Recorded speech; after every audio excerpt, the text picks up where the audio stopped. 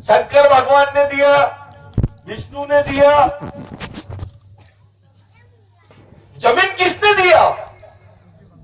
राघोजी भांगरे ने।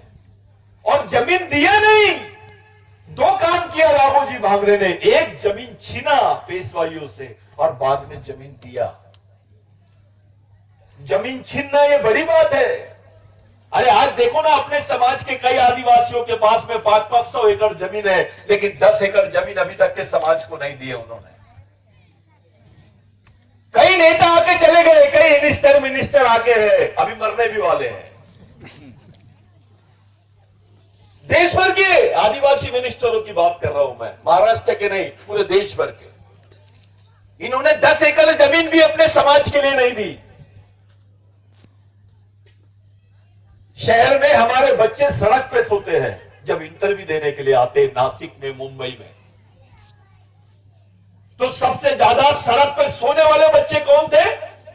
आदिवासी। मैंने अभी सर्वे किया, पुलिस भर्ती थी, रास्ते पर इंटरव्यू हो रहा था बच्चों का, पूरा वो बॉम्बे तक के हाईवे पर वो भर्तियों की प्रक्रिया चल रही थी।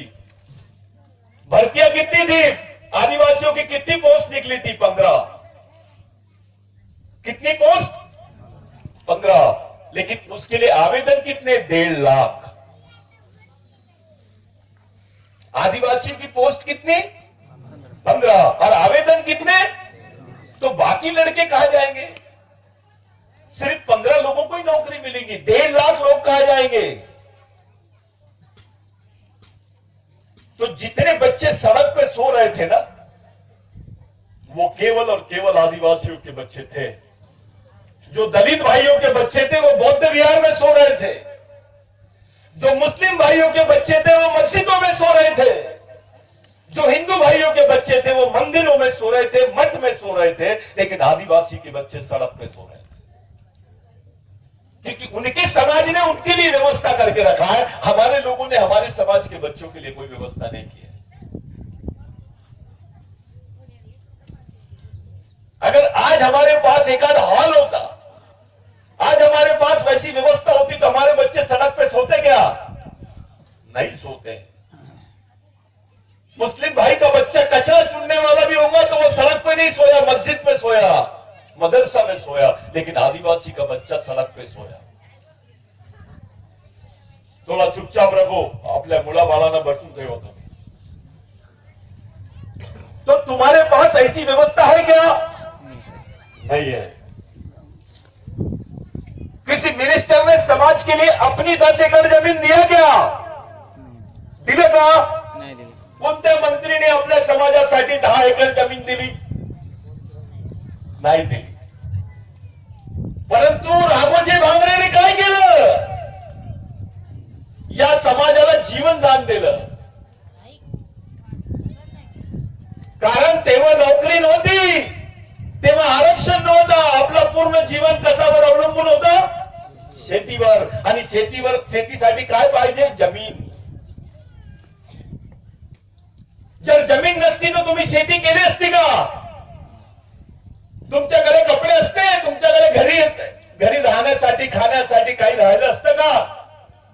काय अवस्था झाली असती तुमची? थोडा विचार करा. राघोजी भांगरे म्हणजे फक्त क्रांतिकारी नाही, या सह्याद्रीचा देव आहे तो, खरा देव आहे तो. कोणत्याही देवाने तुमच्यासाठी काय नाही केलंय, ते सर्व फोकणार बाते आहे. जी अवस्था महादेवची झालेली आहे ना, ते महादेव कोळींची होत आहे आता. आपण महादेवला काय म्हणतो? महादेव. समाजात होता तो समाजाच्या माणसाने त्याला काय म्हटलं? महादेव. ब्राह्मणाने काय म्हटलं? महेश.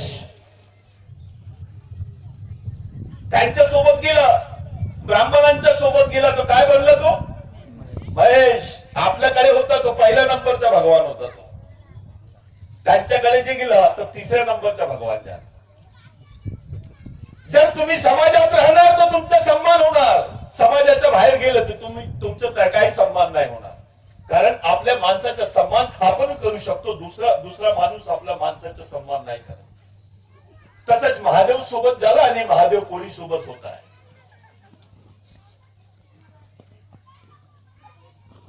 आज की तारीख में तुम्हारे सामने 3 प्रश्न है. मैं सह्याद्री में इसलिए आ रहा हूं कि सह्याद्री का बेल्ट जो है यह आखिरी बेल्ट है आदिवासियों, क्योंकि मध्य प्रदेश में गोंडों की जमीन निकल गई उनके हाथ से. आज उनके पास केवल 4% जमीन है. छत्तीसगढ़ में भी चले गया, झारखंड में मुंडाओं की जमीन छीन लिए. छोटा नागपुर टेनेंसी एक्ट में अमेंडमेंट हो गया है. आज पूरी झारखंड की जमीन टाटा बिरला और अंबानी के हाथ में चली गई है. गुजरात की भी चली गई. अब बची केवल सह्याद्री की जमीन. ये जो सह्याद्री है जहां पर तुम रह रहे हो, ये तुम्हारी आखिरी जमीन है यार, आखिरी पीढ़ी है आदिवासियों. अगर ये जमीन भी तुमसे छीन गई तो तुम करोगे क्या, ये मेरा पहला सवाल. अब आरक्षण नहीं है. तुम्हारा बच्चा डीएड भी होगा, बीएड भी होगा तो उसको नौकरी मिलने वाली नहीं है, क्योंकि आरक्षण क्या हो गया, खत्म हो गया. वो जिंदा कैसे रहेगा, तो जिवंत कसं राहणार. आपल्या आदिवासी समाजातली 80 ते 90% जे लोक आहेत ते गड्डा खोदतात. त्याला काय म्हणतात तुम्ही मराठीमध्ये, खड्डा खोदतात ते लोक. आता खड्डा खोदण्याची पण मशीन आलेली आहे. ते एक पण काम तुम्हाला भेटणार नाही. जगणार कसं तुम्ही, जीवन कसं राहणार. ये समाज का आम आदमी जिंदा कैसे रहेगा, इसमें बात करो पहले. ये हमारे लोगों के लिए प्रश्न है. एक मुस्लिम भाई रहती तो अपने बच्चे को कुरान शरीफ पढ़ाती है. एक हिंदू भाई रहती है तो अपने बच्चे को वो रामायण महाभारत पढ़ाती है. एक बौद्ध भाई रहती है तो बाबा साहब का लिखा हुआ किताब पढ़ाती है, बुद्ध एंड हिज धम्मा, बुद्ध और उसका धम्म. जब आदिवासी भाई उसका बच्चा उसको पूछेगा, भाई मी काय वचन देत आहे माई माझ्यासाठी, तुम्ही काय ठेवलेलं आहे, कोणती पुस्तक त्याच्या हाती देणार तुम्ही मला सांगा. इथे टीचर किती लोक आहेत महिला, थोडा हात उचला तुम्ही. किती लोक आहेत, किती लोक आहेत महिला टीचर, शिक्षिका किती लोक आहेत. हा मॅडम तुम्ही उभे राहा 2 मिनिटं, सांगा मला. मी सर्वांना विचारणार, इकडे लक्ष द्या तुम्ही. मला सांगा तुम्ही काय सांगणार तुमच्या मुलाबाळाला, काय देणार तुम्ही, काय वाचायला देणार तुम्ही. ऐकलं का, इसको माइक दो.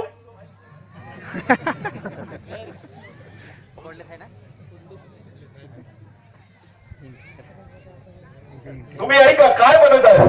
ती शिक्षिका असूनही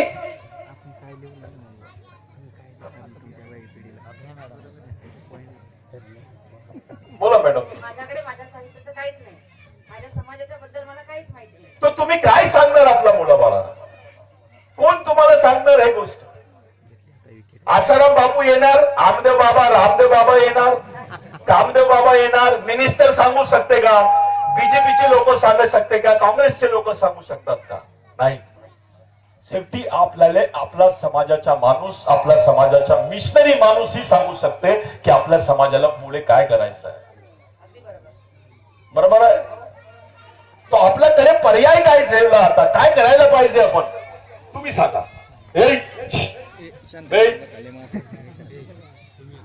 खामोश राह तू. 2-4 जण उभा राहा रे, उभा राहा, उभा राहा.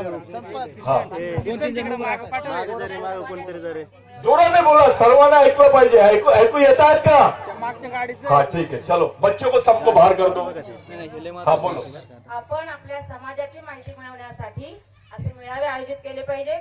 आपल्या समाजाची काय माहिती आहे हे शोधून काढण्यासाठी नवीन नवीन कोणकोणतं साहित्य आहे त्याची माहिती मिळवली पाहिजे. ही माहिती आपल्याला कुणाकडून मिळणार त्याचा आपण शोध घेतला पाहिजे. अच्छा, एक गोष्ट दुसऱ्याला बघून तुम्हाला काय वाटते, दुसऱ्या समाजाच्या एक ब्राह्मण महिला असेल, एक बौद्ध महिला असेल, एक ख्रिश्चन महिला असेल, एक हिंदू महिला असेल, तुम्हाला काय वाटते त्यांना बघून. जर आपली अवस्था अशी आहे, तुम्हाला काय वाटते, काय केलं पाहिजे आपल्या मुलाबाळांसाठी. मलाही असं वाटतं की आपण पण आपले सुधारणा करून घेतली पाहिजे. कारण ब्राह्मण खूप शिकलेले आहेत, त्यामुळे त्यांच्यात खूप सुधारणा झालेली आहे. ते चांगल्या पदावर नोकरीला आहेत, त्यांची संस्कृती सांभाळून आहेत, पण आपल्याला काहीच माहिती नाही. आदिवासी असल्यामुळे मला काहीच माहिती नाही. मग मी कशी पुढे जाणार, यासाठी मला काहीतरी करायला पाहिजे, अशी माझ्यामध्ये असा माझ्यामध्ये निश्चय निर्माण झाला पाहिजे. बरोबर आहे. जर मुलगा आपला राहिला, महादेव कोडीचा मुलगा, वारलीचा मुलगा, मुली यानी अपने बच्चे अपने, और उसके दिमाग में सोच देश पांडे की रहेगी, तो कैसा लगेगा तुमको? बच्चा तुम्हारा रहेगा और सुनेगा किसकी? तो कुत्ते जैसी हालत हो गई उसकी. इसके लिए जवाबदार कौन है? जबाबदार मीच आहे. वेरी गुड, तालियां बजाओ इनके लिए. सच बोलिए, जवाबदार कौन है? मी आहे. Very good. याने हमने अपने बच्चों को सोच नहीं दिए, विचार नाही दिलं आपण आपल्या मुला बाळाला, फक्त जेवायला दिलं. अरे एक गाई, एक बकरी, ती पण आपल्या मुलाला आपल्या वो बछड़े को दूध पिला देती है, उसको वो ये करती है. हमने उसको क्या दिए? शेवटी समाज म्हणजे काय? समाज म्हणजे की इथचा जे माणूस आहे, जे सह्याद्रीचा आदिवासी माणूस आहे आणि झारखंडचा आदिवासी माणूस आहे, दोघांचे विचार काय असले पाहिजे? समान. इथं काय झालं तर तिथं प्रतिक्रिया झाली पाहिजे, तिथं काय झालं तर ती प्रतिक्रिया झाली पाहिजे. याच्यासाठी पूर्ण देशभर आपल्याला मिशन चालवायचं आहे. अच्छा, 2 क्वेश्चन, आणखी 2 प्रश्न. जर नोकरी नाही भेटली, तुमची जमीन या लोकांनी घेतली, सरकारने जर तुमची जमीन हस्तगत केली, तुम्हाला आरक्षण नाही भेटलं, तुमचे लोक, बहुतांश लोक आपले खड्डे खोदतात, ते लोक मजुरीचं काम नाही भेटलं, आपण काय करू, कसं जगू? याच्यासाठी काही योजना आहे का? काहीच नाही. उपाशी राहू, नाही तर दुसऱ्यांच्या घरी काम करायला जाऊ. संघर्ष केला पाहिजे. अब यहां से सीरियस बात शुरू करते हैं. गंभीर प्रश्न आहे. अगदी गंभीर. याच्यासाठी देवाची आवश्यकता आहे का? अजिबात नाही. देव हा हल करू शकतो का? नाही. नाही. कोण करणार? आपणच. आपण करणार. तर आपण तो विचारच नाही करत, फक्त देवाजवळच जातो आपण अगरबत्ती लावायला, सोमवार करतो, मंगल करतो, शनिवार करतो, इतवार पण नाही सोडत आपण. त्यातून काही होणार का? काहीच होणार नाही. तर मग काय करायला? काय शेवटी आपल्याकडे पर्याय काय राहिलेला आहे? तुम्ही शिकले सवरलेले लोक आहात, तुम्हाला विचारतो, काय पर्याय आहे आपल्याकडे? आपण आपल्या समाजाची सुधारणा करण्यासाठी आपल्या समाजाचा अभ्यास केला पाहिजे, समाजाने एकत्र आलं पाहिजे आणि समाजाची सुधारणा कशात आहे केवळ याचाच एक ध्यास घेऊन प्रयत्न केला पाहिजे. अब एक बात सुनो, आप 2 मिनट खड़े रहो. मैं क्या बता रहा हूं, गौर से सुनो. भारत सरकार ने एक योजना बनाई है. हिंदी करते ना तुम्ही? अमिताभ बच्चनची पिक्चर पाहा, तो हिंदीमध्ये बोलतो, मी पण हिंदीमध्ये बोलतो. भारत सरकार ने एक योजना बनाई है कि ज्यादा से ज्यादा जो ब्लड यानी रक्तदान शिविर जो है मैडम, वो आदिवासी क्षेत्रों में होना चाहिए. WHO यानी विश्व वर्ल्ड हेल्थ ऑर्गेनाइजेशन, जिसको WHO बोलते हैं, विश्व स्वास्थ्य संगठन की रिपोर्ट है कि दुनिया में सबसे ज्यादा ब्लड कहां पे मिलता है? भारत में. और सबसे ज्यादा ब्लड कौन देता है? आदिवासी. लेकिन मैंने जब सर्वे किया तो ये वो क्षेत्र में सबसे ज्यादा ब्लड देते अपने लोक, रक्तदान करतात जिथं आपल्या लोकांना जेवायला नाही आहे, त्यांच्याकडे काम नाही आहे. मैं झूठ नहीं बोल रहा हूं, मी खरं खरं बोलत आहोत तुमच्या समोर. आपण जे बसलेले आहोत तर भाषण वाचन ऐकायला बसलेले नाही आहोत. मी आलेला आहोत तर फक्त तुमच्याशी मन मोकळा करून बोलायला आलो. तो वहां के आदिवासी सबसे ज्यादा खून देते हैं जहां पर नौकरी नहीं है, जहां पर भूख से लोग मर रहे हैं, जिनके पास रोजगार नहीं है. वो लोग खून देते हैं और खून के बदले 800 रुपए लेते हैं. क्या करते हैं? 800 रुपए में अपना खून बेचते हैं और बीपीएल का अनाज लाते हैं और अपने बच्चों को खाना खिलाते हैं. इसका मतलब ये हो गया है,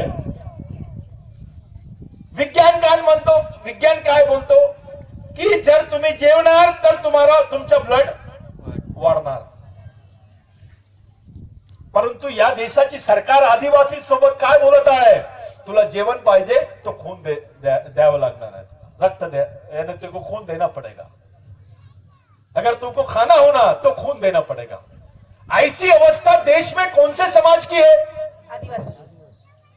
तो तुम्हारे नेता क्या कर रहे हैं साले?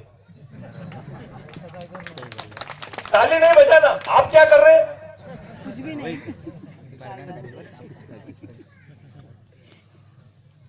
कसं वाटून राहिलं तुम्हाला? मला खूप वाईट वाटून राहिलं.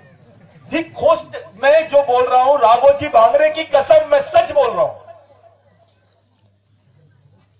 कि अपने लोगों को खाना खाने के लिए क्या बेचना पड़ रहा, और इससे बड़ी बात बोल रहा हूं, अपने लोग किडनी बेच रहे हैं, अपनी हड्डी बेच रहे हैं, ये स्पाइनल बेच रहे हैं.